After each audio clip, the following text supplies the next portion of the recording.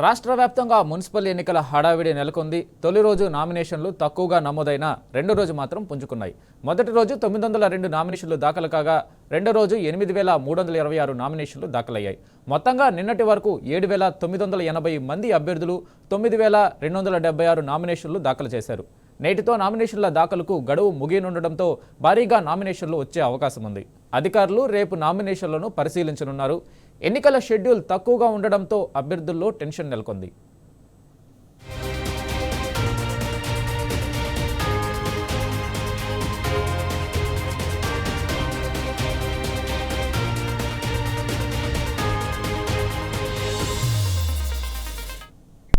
ఇదే అంశంపై పూర్తి సమాచారం మా ప్రతినిధి కిరణ్ అందిస్తారు. కిరణ్, చెప్పండి, ఏదైతే మున్సిపల్ ఎన్నికలకి ఈరోజు నామినేషన్లు ఆఖరి రోజు కావడంతో ఎలాంటి పరిణామాలు, ఎలాంటి పరిస్థితులు నెలకొన్నాయి?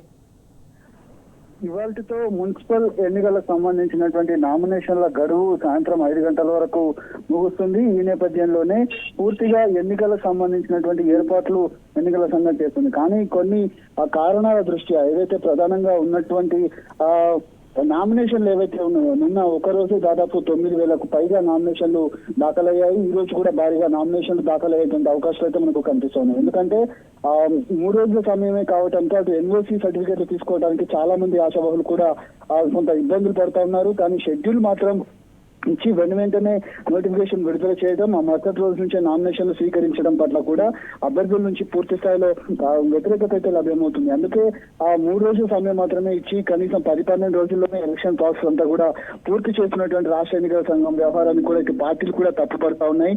ఓటర్ల లిస్టులు కూడా తప్పుల తడకగా మారుతుంది. ముఖ్యంగా 3 రోజుల నామినేషన్ల గడువుతో సంబంధించి ఈ రోజు నామినేషన్ల గడువు కూడా 5 గంటల వరకు ముగుస్తుండడంతో తనతో పాటు అభ్యర్థి ఎవరైతే ఉంటారో తను కూడా కొంత ఒక ఎన్ఓసీని కూడా తీసుకొని రావాల్సి ఉంటుంది. ఆ నామినేషన్లకు సంబంధించినటువంటి ఎన్ఓసీకి సంబంధించి చాలా మంది క్యూ కడుతున్నటువంటి పరిస్థితులు కనబడుతున్నాయి. ఆలస్యం అవుతుండడం,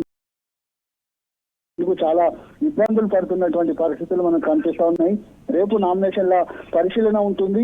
వచ్చే నెల 11న పోలింగ్ తో పాటు 13న ఫలితాలు వెల్లడించబోతా ఉన్నారు. దాదాపు 116 మున్సిపాలిటీలు, 7 కార్పొరేషన్ల పరిధిలో కూడా వచ్చే నెల ఎన్నికలు జరగబోతున్నటువంటి వచ్చే పరిస్థితులు అయితే మనకు కనిపిస్తా ఉన్నాయి.